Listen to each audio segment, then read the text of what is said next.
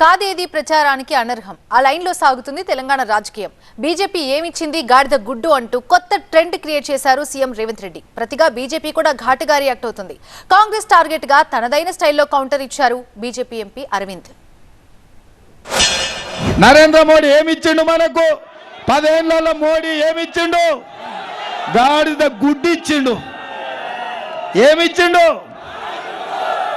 పాలమూరు రంగారెడ్డి ఎత్తిపోతల ప్రాజెక్టు జాతీయ హోదా అడిగితే మోడీ మనకేమిచ్చిండు? మన గాడిద గుడ్డు ఇచ్చిన మోడీకి ఏం చేద్దామో మీరు ఒక్కసారి చెప్పండి. బాయ్ బాయ్ చెప్పాల్సిందే కదా. ఆనాడు డిసెంబర్లో కేసీఆర్ కు బాయ్ బాయ్ చెప్పారు. ఈనాడు మేలో మోడీకి బాయ్ బాయ్ చెప్పాలి. ఇవన్నీ కూడా రాష్ట్ర ప్రభుత్వాలు మీకు మోసం చేస్తూనే ఉన్నాయి.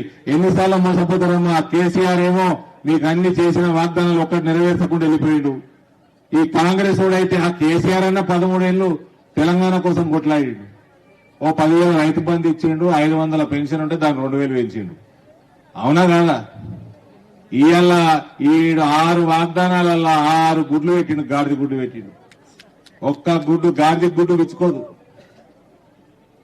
అన్ని అబద్ధాల మాటలు, అన్ని అబద్ధాలు, అందరినీ మోసం చేసుడు, అవినీతి చేసుడు, వీళ్ళందరి తీసుకుపోయి ఆస్తులంతా తుర్కోలకు ఇస్తారట.